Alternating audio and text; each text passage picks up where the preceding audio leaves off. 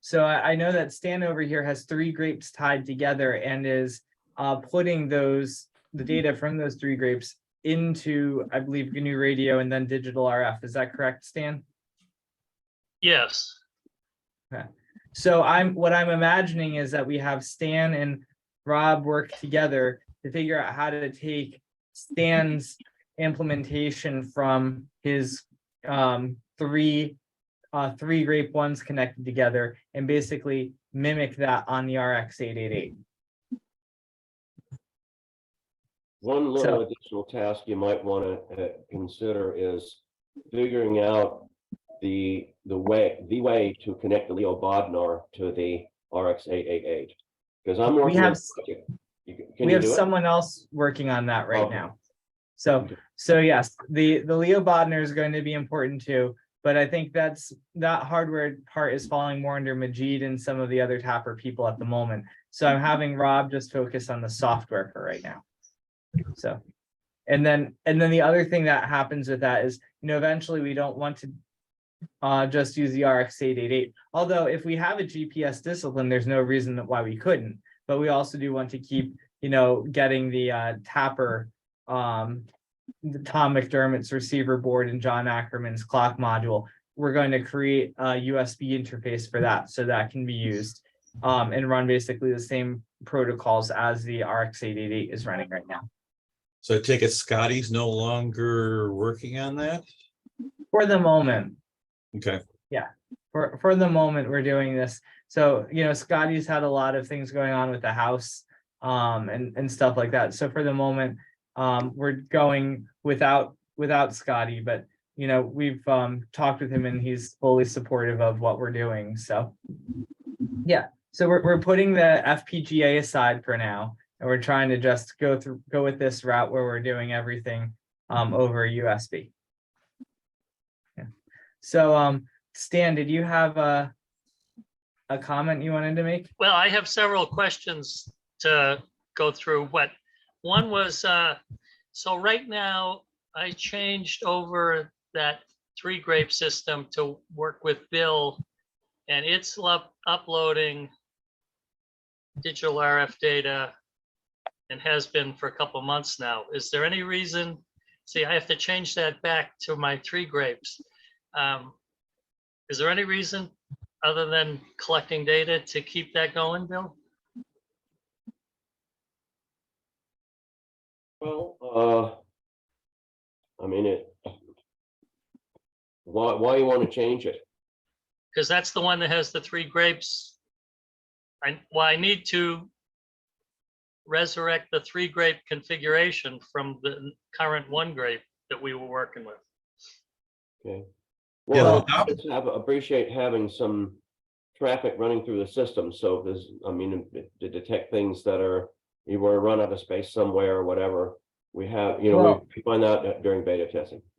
Sorry, go ahead. A couple of thoughts here. One is, since Rob hasn't gotten a single channel running yet, maybe the first thing to do is have him try to get this RX-888 system working in a single channel configuration with the GNU radio and the digital RF, and basically mimic what you're doing with the 1 channel first. And then once he gets that running, then maybe extend it to 3 channels. That's a good idea. And just one thing, I'll offer this to Rob. I've implemented something similar to what you're doing, and I might be able to save you weeks of frustration. Let's get together sometime and I can explain what I've done, and show you some C code that does some of this, and some things it'll save you some time, quite some time. Okay. So yeah, I think that's really important. Also, Stan, a question: when you did have the 3 systems running, the 3 running at the same time, how were you storing the data from all 3 systems? Was it ultimately in digital RF coming out of the 3 channels? Digital RF on a disk drive. Yeah. On a disk drive, digital RF on a disk drive, and you were able to independently control all 3 channels. Right, the three channels on 1 flow graph. Yeah. Okay. do you see a way to extend that up to an arbitrary number of channels? Well, right now, the 3 channels runs under 10% on the CPUs, so I don't see any reason why it couldn't go to more channels, but Okay. then that complicates the uploads, which we haven't sorted out, I guess. Right, so how does it complicate the uploads? Well, each channel stored in a separate directory.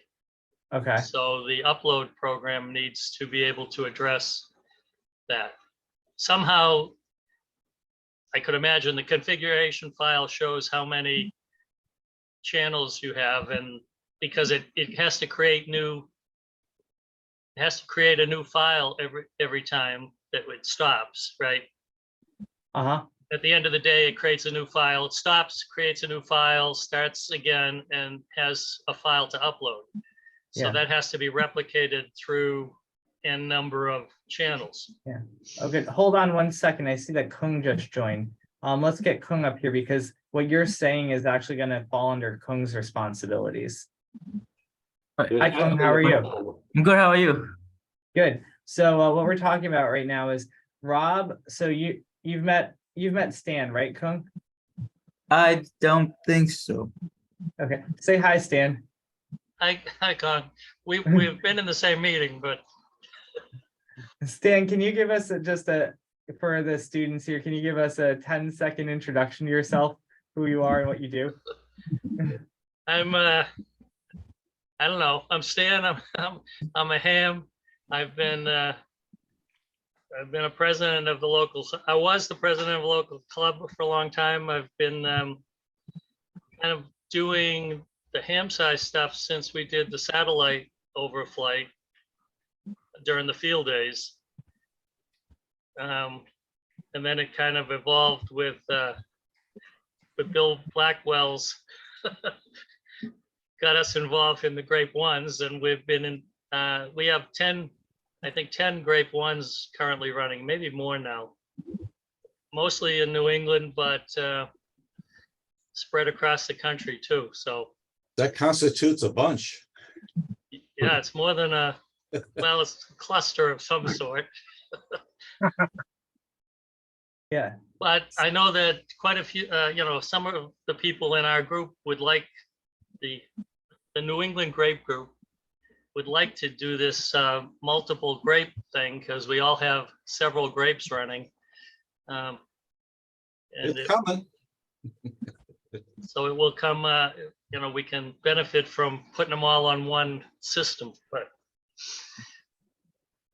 so what we have here, so thank you very much, Stan. So what we have here is Rob's going to basically work with you to try to get digital RF in that system working with the RX888. Kung is supposed to be the person who's developing this upload system to make sure that things get from one place to another. Next week, Kung, Bill, myself, Rachel, and a few other Scranton people, we're all going to be in San Diego for a CDAR conference. So that group is pretty much going to be like, we might be reachable by email, but we're going to be very busy with the conference. I think for next week, if you, Stan, works with you, Rob, and Majid, who's on here, to try to understand how we can get the RX888 to output digital RF in a very similar, in basically the same format that you're putting out right now, Stan. Then when Kung comes back, he'll work with you to figure out how to get the uploads, get N channels uploaded properly to Bill's database. There's more than one way of doing that. You can run 3 separate instruments, which I think is probably what Stan is doing. You could probably also finagle it to store 3 separate channels inside a single DRF data set. So we probably should talk about what is the best way to do that. I think the question to answer is what's the most scalable method? I Is can't one say that offhand. Is one method more scalable than the other?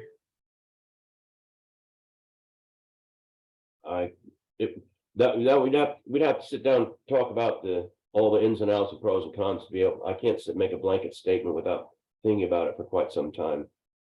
Okay, well, maybe that's something we can talk about next week in CEDAR in person. And the Yeah. other thing is that at CEDAR, Phil Erickson will be at CEDAR and Ryan Volts may be at CEDAR. So Ryan Volts is the person who wrote Digital RF, the main person. So some of those people may be at CEDAR. So there may be some opportunities for some in-person conversations with the Digital RF people that may be able to provide some guidance. Yeah. So, all right. I think for the moment, Stan, you and Rob, do you at least know what you're doing for the next week? Yeah. Kind of what the goals are? Yep. Okay, that sounds great. And then we'll, Kung, Bill, and I, when we're at CEDAR, we'll be, thinking about that. Okay, how do we get the uploads? What's the best way to? Because we really ultimately with the RX888, we could have, I don't know, you could have 100 slice receivers or something, and we need an upload. We need a database schema and an upload schema that lets us just arbitrarily add as many of these receivers as we want, and have it be able to have the database be able to ingest them and handle that properly. So If you Great. took it to the extreme and you measured all WWV and CHU channels, that's 9 channels total. Are there any other signals of opportunity that you would consider? Absolutely. We don't know all of them, but this same architecture could work for, like, let's say we want people to cover the entire AM medium wave band. And then that, gets at what David McGaw's doing. What if we want people to listen to, you can snarf up a whole ham band this way. So if we have the ability to arbitrarily set the amount of bandwidth we want and how many slice receivers we want up to the amount of computing and space computing power we have, and bandwidth, internet bandwidth, and data storage available, it gives us the most opportunities. So, but I think what's nice about the Grape is it gives us a very concrete, way to start. We have with the Grape, we have a concrete, well-defined experiment where we know what we're listening for. We know which channels we want, but we do want the ability to be able to scale that up to some sort of arbitrary number of channels. Makes sense. Okay. Great. Is Gary here? Thought I saw him. I thought I saw him on a minute ago. He must have dropped off. Yeah. He'll be back. I was gonna turn the meeting over to him, but since he is not here, let me take a minute to introduce certain people here. So Rob, you know who they are, and I think Kung already knows people. So Bill Engelke, why don't you introduce yourself really quickly? Okay, I'm Bill Engelke, AB4EJ.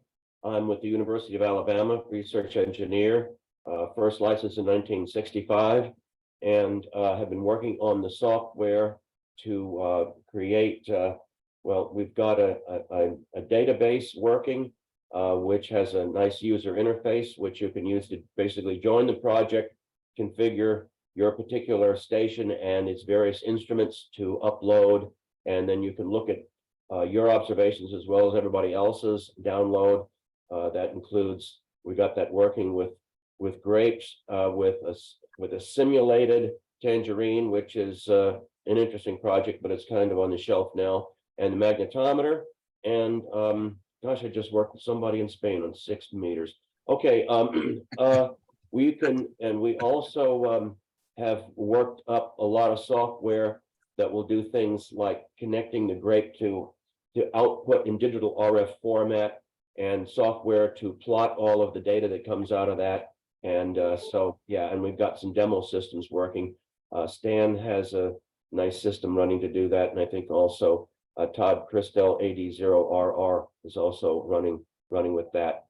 And so just a software guy. Thanks, Bill. John, NAOBJ. Yeah, I'm John, NAOBJ. I am the undergraduate engineering lab director for the circuits lab here at Case. In my free time, I work on the Grape. I designed the Grape 1 and in process of finishing up the design of Grape 2, working closely with Bill Blackwell on firmware for that. We're in the final stages of wrapping up the hardware design. I'm a hardware engineer by trade. I had 20 years at Keithley doing low current measurement black magic, and ended up here at Case to try and educate students. So consider me a resource if you need something. Thanks, John. So yeah, while you're here, while we're on to you, why don't you give us a little more of an update on where things are with the Grape 2? The Grape 2, we jumped one of the major hurdles, and that is Bill was able to save in real time the full 3-channel data to, actually it was the micro SSD card on the Raspberry Pi. And so we're able to capture the data, and the stream works, and the USB high-speed channel link works, and all that kind of stuff. The last bump in the road, we discovered, the last thing we have not done yet is read the A to Ds directly from the RF deck. And I'm able to see the signals on my Proto 1. Bill is not able to see the sequence on Proto 2, and I cannot see the sequence on Proto 3, which is going to be going to Kung. So I'm in the process of debugging that. Once we get that figured out and working, I'm pretty much ready to pull the trigger on ordering a set of boards. Now, Great. once that happens, the boards have to be built, and then they have to come back, and then I have to change hats and go into production engineer, design some test fixtures, and design software to be able to test all these boards. Because on a first run, from my experience at Keithley, if we get a 60% yield, we're doing really good. So yeah, it's becoming a Herculean lift at this point for me, and I'm really starting to feel the pressure, but we're trudging along, and Bill has been a absolute savior for me because he's doing things that I've been expecting to see, and he's just like, oh yeah, and it works. It's like, oh my gosh. So That's Bill, really good. Bill is a huge resource for me. Yeah. Bill, would you like to introduce yourself? Yes, Blackwell? I'm Bill Blackwell, AB1XP, and I'm working on the code as John described for the Grape 2 on the Pico and the Raspberry Pi side. And I've added a multi-threading capability to the Raspberry Pi side so that it can, snarf up the data quickly. And I don't know what to say, but added a signal handler this week so we can trap user interrupts and clean up properly. Working on the GPS programming so that we can cut down on the NMEA signal sentences we get so that we can more efficiently create timestamps on the Pico. Sort of the status right now. That's great. So this is where I'm hoping that the work that Rob is going to do on the RX888 and that Kung is going to do on the data loader, I'm hoping that we're going to be able to have John, your outputs, and Bill Blackwell, your outputs, you're going to hand it off to Kung and Rob over here, and we'll be able to just put the digital RF and the GNU radio and digital RF software on your Raspberry Pi and have it produce things and take your stream of whatever samples you're giving us, put it into GNU radio, and then have it spit it out in a format that Bill Engelkey can ingest properly. Right. So great. Let's see. So other people, I'm just going around to introduce people that I don't think Troy knows. Troy knows Majid. So Rob Troy knows Majid. So you can just wave hi, Majid. Rob, you probably don't know Rachel. Okay, Rachel, why don't you say hi? Hi, I'm Rachel, AC8XY. I'm a math grad student at Case Western. So I'm working on the Grape project now, and hopefully the Grape data post-eclipse. She's our PhD student. We actually have a PhD student. Isn't that awesome? Yeah. Yeah, so Rachel's our PhD student. And then let's see. Paul, why don't you introduce yourself? VA6PW. Yeah, I'm Paul, VA6PW, and as you'll probably notice on there, I got another call sign. Canada, you can hold more than one call sign at the same time. Yeah, I'm retired from software development. I'm mainly embedded at this point, and I'm interested in the Grape project. Hope to participate in it more as things move along. Probably, even though Gary's got my name on the list, probably won't get one of the ones for now because I'm a long way off the path of both eclipses, but we'll see how that develops over time. So that's about it from me. Great. And Rachel, thank you, Paul. And I saw John very excited that you're an embedded software person. So he's getting really, really excited over there. Yeah, I am too. We might be calling you, Paul. So do you guys want to exchange contact information? Yes. Yes. Why don't you exchange contact info in the chat there, and that way you three can figure out how you can work together. And while you're doing that, Rachel, I meant to ask you, how are you fixed for your CDAR poster?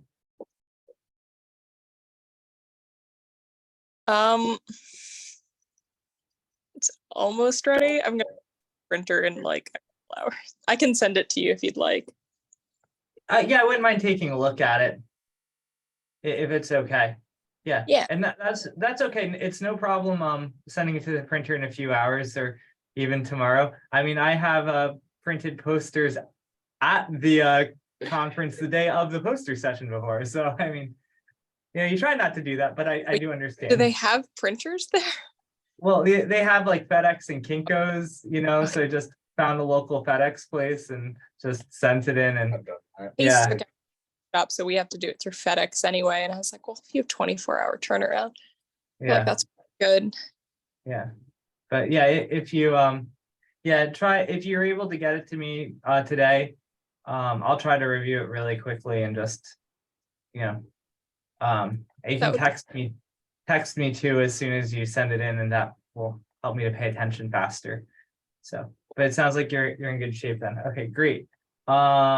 George, KB1HFT. Well, good morning, all. I'm George Kavanagh. I have been a software engineer, a hardware engineer, and product manager, and an executive as well. Ending up in Fidelity Investments, a member of the local amateur radio club. Phil Erickson sent out an email asking if anyone was interested in doing this Grape thing. And I responded saying, well, I don't know Linux and I don't know Raspberry Pi and so on, but I'm willing to jump in. And he said, great. And so I did. And Stan and Bill and others and Bob, W1XP, form a little group of guys that meet every morning and talk about whatever is current, and whatever current recently has been the Grape and the different manifestations.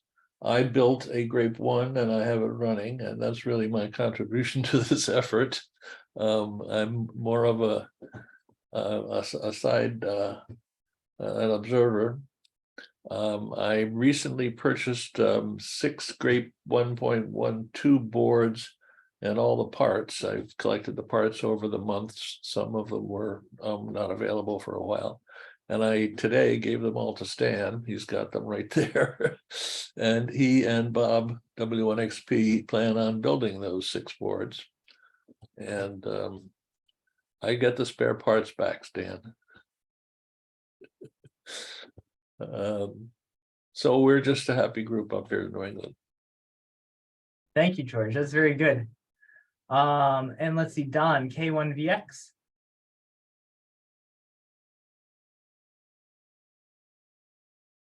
You're muted, Don. Oop. There we are. Yeah, There. was kind of hanging around this group for a while, and I kind of wandered off to AMSAT. So the last 2 or 3 months, I've been working with AMSAT on their next generation of satellites that we hope to start launching in a couple of years. But thought I'd check back in and see what's happening here with grapes and tangerines, and I'm still interested in helping where I can, maybe some implementation, shaking out the issues that might be in user documentation or whatever, and maybe get one on the air. I've got lots of space and lots of time, and looking to help out a little bit if I can. So. Thank you. Zoltan, KD8 AVX. Hey there, I'm Zoltan, KD8 ABX. I'm a mechanical engineer. I live in Ann Arbor, Michigan. I'm excited to be here.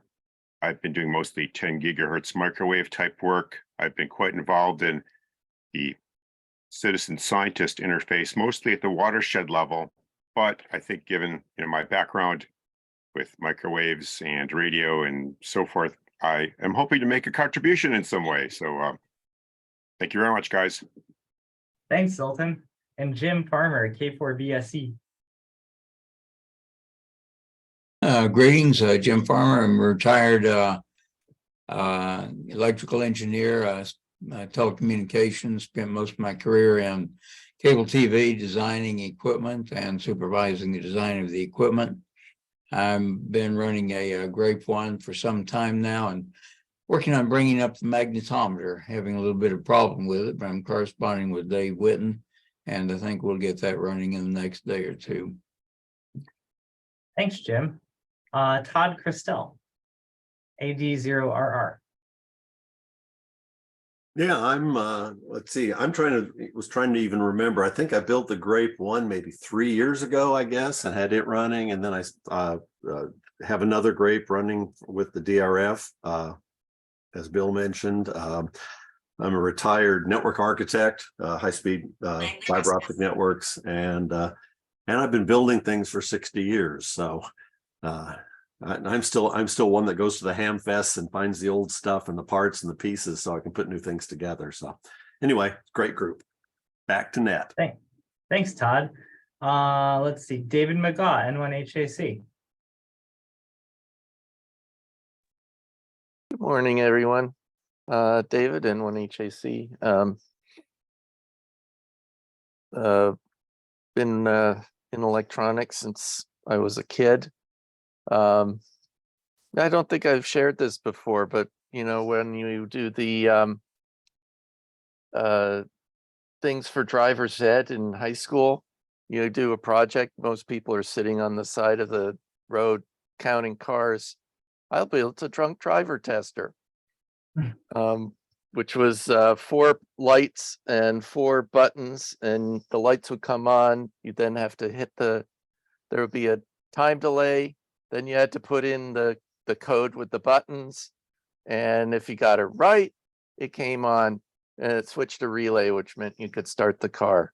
Only problem was the people, when I took it to a party, the people who were drunk were doing better than the people who were not. But drivers ed I guess that teachers, proves the need for experiment, right? yes, Yeah, indeed. beta tests are good. But it was all out of discrete and small scale integration components back then. This was in the 70s. Then I was a synthesizer designer for many years, high-end music synthesizer called the Synclavier. And then got into the academics. And so I've been working for Dartmouth for almost 20 years now, in the space physics group, designing instruments that go on rockets. We shoot them up into the aurora, put them on balloons and ground-based receivers, which is what we're actively doing right now. And our big project right now is AM Doppler. We're doing Doppler shifts just like the WWDV project, but on AM broadcast carriers. So it's a good complement to the Grape project. And also doing a project for NJIT, putting some remote observatories out on the ice. So I guess that's it. Thanks, David. And let's hear from Bob, W1XP. Good morning. I'm Bob, Good morning. W1XP. I was first licensed in 1955 and have been licensed ever since and active almost all of that period. Done a lot of things in ham radio, VHF, UHF, microwaves, EME, meteor scatter, aurora, contesting, DXing, everything. Have lit up a lot of islands in the Caribbean over the years on HF, CW mainly. But I've been into the Grape for several years now in the ham science, and as I say, and mentioned at the workshop, I got into ham science years ago on the International Geophysical Year. And I worked 30 years of military communications. A lot of it I can't talk about, but what I can talk about is bringing signals back from the moon and building a radio that went on the shuttle and a radio that worked at the bottom of the ocean, things like that. And now I'm trying to just move this ham science along as much as I can help. That's it. Thank you very much, Bob. I appreciate it. I think, let's see. So actually, I didn't really have Majid say anything, but maybe Majid could say hi. And he's been quite busy with Dave Witten and the RX888 group, so maybe he can give a brief update from that group as well. Hi, my name is Majid Mokhtari. I'm a lab manager here at the University of Scranton for Physics and Engineering Department. I have a background of electrical engineering, and this is pretty new for me actually, but I'm gaining, as you know, every day just a bit. I'm working directly right now with Dave Witten. He's guiding mostly to, you know, what software we need, you know, and how we could put things together. Right now in here at university, we do have 3 stations. So we could work with RX888. And I guess that's it, Nathaniel. Back to you guys. Thanks, Majid. That sounds great. And Kung, go ahead. Oh, hello everyone. My name is Kung Wing. I am currently a graduate student in software engineering at the University of Scranton, and I finished my undergraduate degree in computer engineering and computer science. Right now, I'm working on the Grape project, both on the uploader side and the website that actually serves the portal for, you know, for public access. Yeah, and that's pretty much it for me. Thank you. That sounds good. Thank you so much, Kung. Okay, I may actually have to leave soon. We had a little bit of a problem today because there's a water main break at our daycare, and Anthony, no. Yeah, so Anthony is running around the hallways, and my wife Rachel is trying frantically to both make a CDAR poster and chase Anthony down the hallways at the same time. And I think it's getting to be difficult. So I may need to go help them a bit. But a couple of quick things. I know there was quite a bit of discussion about the antenna last week. I think a couple of thoughts on the antennas. We really need just a simple, basic design, and it maybe just a wire up in the tree. But the main goal is that it just needs to be able to hear WWV or WWVH well. I don't think we need to worry about calibration of amplitudes or things like that, because that's just very difficult to measure. I think anything that we get in terms of amplitude measurements, maybe we can use relative changes from a particular station at time, but I don't think we can trust any absolute amplitude measurements from this current design. I think we do have a good way of making the precision frequency measurements. I think that's where we need to keep our focus. Let's see. I think that's anything else before we go for the day. Well, the thing about the amplitude measurements, I was just referencing that to see which antenna was best. That was the only reason. It wasn't an absolute calibration. It was just see which one's more sensitive. If a piece of wire works, which I think it will, but I think Bob was offering to head that up, and I see no reason not to go with that. Yeah, it's a good idea. He's got the experience in the background, and he knows what to point at. What did you find so far, Bob? Well, I've I've been playing with antennas since I was 8 years old. Mm. And I've learned a few things about them since then. Right. And I still learn things about them all the time, but that's okay. Yeah, it's the whole story with antennas is, and particularly at HF where the antenna gets pretty large. A half wavelength is 5 megacycles is roughly 100 feet. So the antenna and the environment are one and the same in many ways.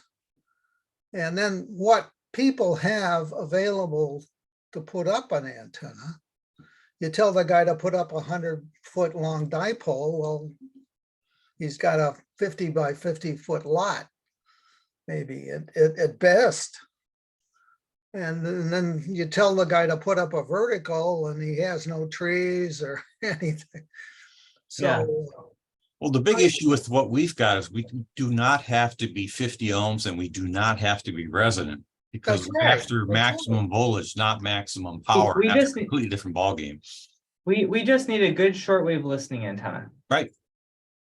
A piece of wire is good enough for that. And I think that's probably where we're going to end up, but we want to verify what we're doing works. And I think that's where Bob would be able to say, put in a piece of wire as long as you can this way and put this balun on it to the input of the receiver and we're done.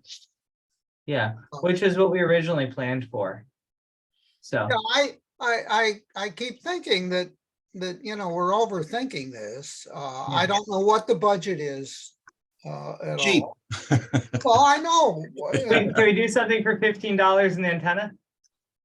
Well, when you look up 100 feet of wire of antenna wire and it's $13. Yeah. Well, there are cheaper ways to get wire. But again, we don't have to have 100 feet. We don't need 100 feet. Yeah, I think we have a lot to work on right now with the software and the analysis. I think the antenna solution will be able to resolve over the next couple of weeks. I think, so why don't we table this for now? We know it's still percolating. Any other things before I go? I think, Nathaniel, just on that, a number of us will be testing various things, and we should come together and just share our experience at some point. That sounds great. And Stan, you had your hand raised? A couple of questions. Gary bailed out because I was going to ask him. I'm doing the presentation at Marlboro here in end of August, the HAMSI presentation. And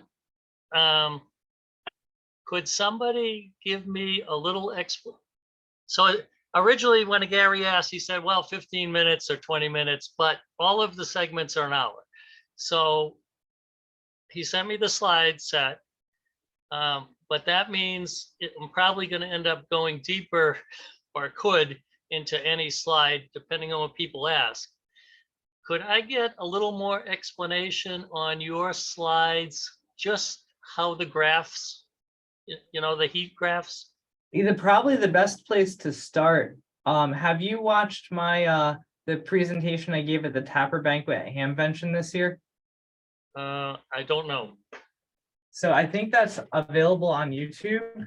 I can find that really quickly. Well, if so, send me a link when you get a chance. That's all. Okay. That works. Frizzell, YouTube, Hamvention, Tapper 2023. Here, I have the link right here.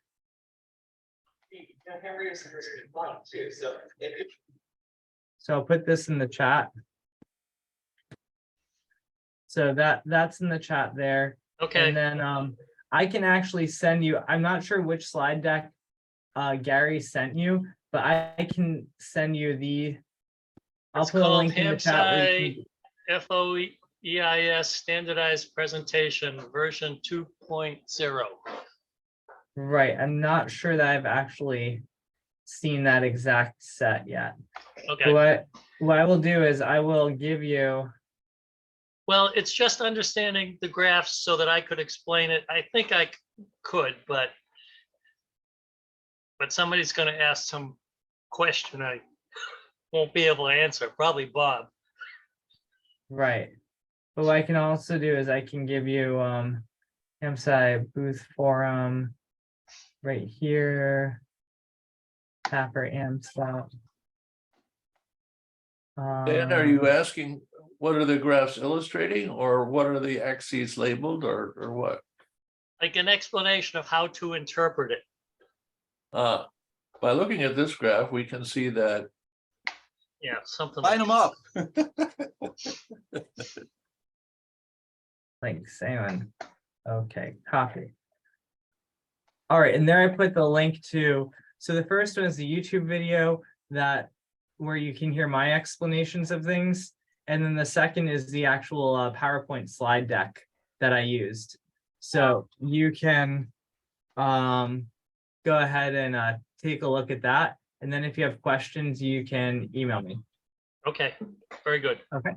So I will let you, so Stan and Rob, you two can get together. You have each other's contact info now? Yeah, it's email, right? Yeah, you have his email? Yeah. And feel free to use Zoom or whatever. And anything else for today?